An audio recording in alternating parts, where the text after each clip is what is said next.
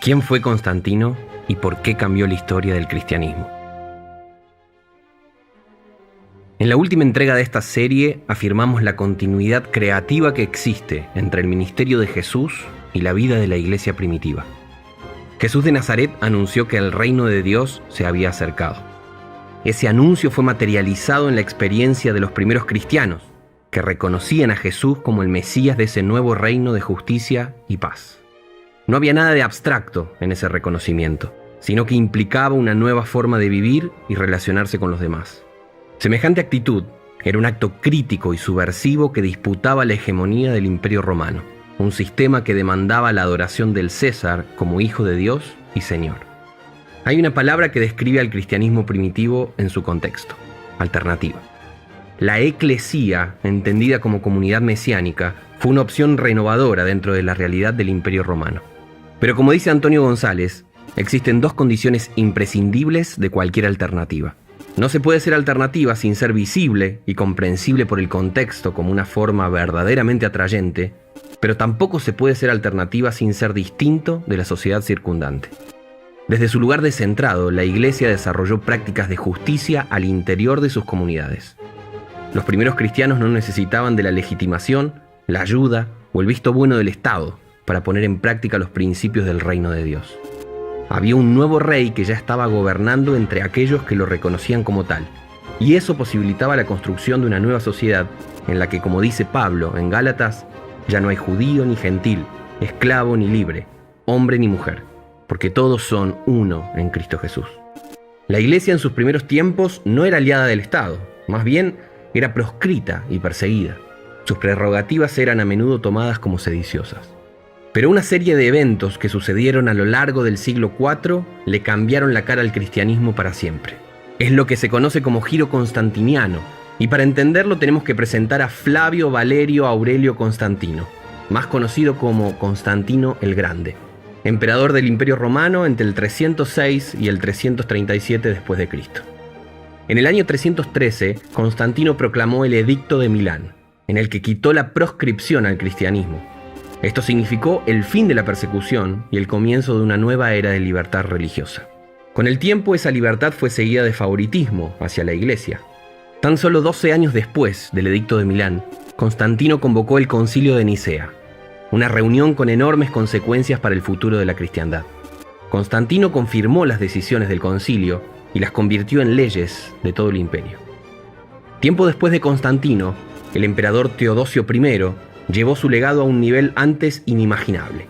El Edicto de Tesalónica, del año 380, convirtió al cristianismo niceno en religión oficial del Imperio Romano.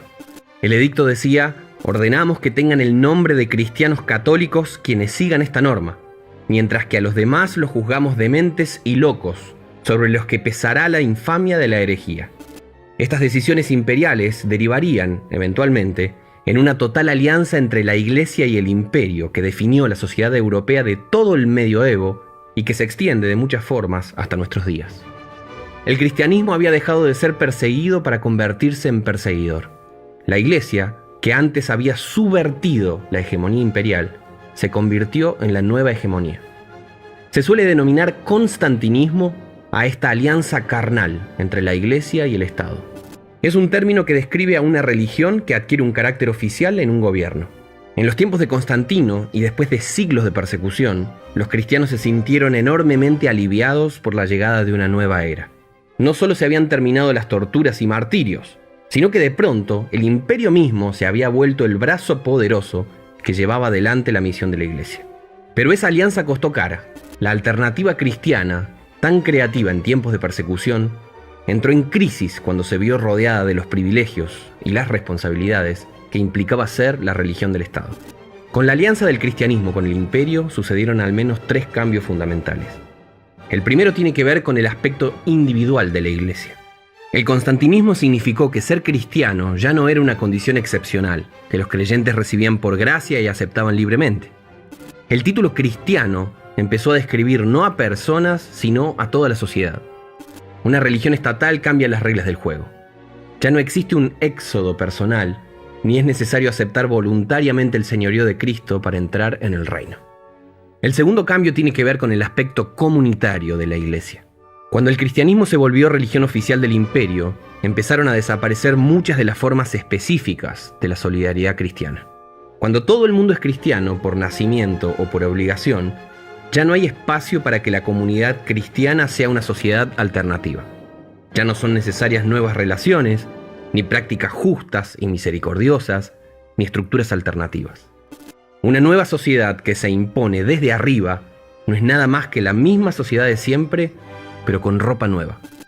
El tercer gran cambio que acarrió la alianza entre el cristianismo y el imperio tiene que ver con la proyección social de la Iglesia.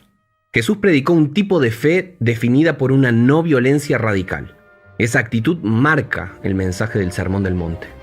Los primeros cristianos, siguiendo su ejemplo, renunciaron a la violencia incluso cuando eso significaba el martirio. Pero una de las prerrogativas del Estado es justamente el monopolio de la violencia legítima. Por eso cuando la Iglesia se volvió imperial, ese pacto acarrió la legitimación de la violencia de los poderes temporales.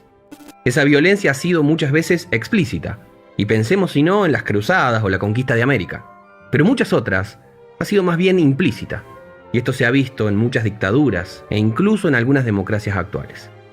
Todas estas prácticas son una negación directa del Sermón del Monte y de la ética de Jesús. La alianza entre la Iglesia y el imperio desfiguró drásticamente la propuesta del cristianismo. No fue una distorsión voluntaria, ni una apostasía consciente. Por el contrario, la prometedora alianza de la Iglesia con el poder temporal mostró solo con el tiempo los riesgos que acarreaba. Una Iglesia oficial termina por sacralizar las estructuras sociales. Dios se convierte en un símbolo del orden jerárquico de la sociedad misma. La alianza con el imperio le costó a la Iglesia el sacrificio de su alternativa. A fin de cuentas, las alternativas no pueden ser hegemónicas. Cuando la Iglesia perdió lo que la hacía especial, se volvió tan solo una legitimadora del statu quo. ¿Pero será que el peligro del constantinismo se acabó con el fin de la Edad Media? ¿Qué significa ese tipo de alianza entre Iglesia y Estado en un contexto como el nuestro? Justamente eso es lo que vamos a investigar en el próximo episodio. Antes de despedirnos, te pregunto, ¿por qué la misión de la Iglesia parece florecer bajo persecución?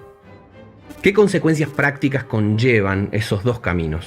¿Ver a Cristo como Señor de otro reino o verlo como legitimador del statu quo? ¿Por qué los beneficios políticos y económicos del constantinismo han resultado tan tentadores para la Iglesia?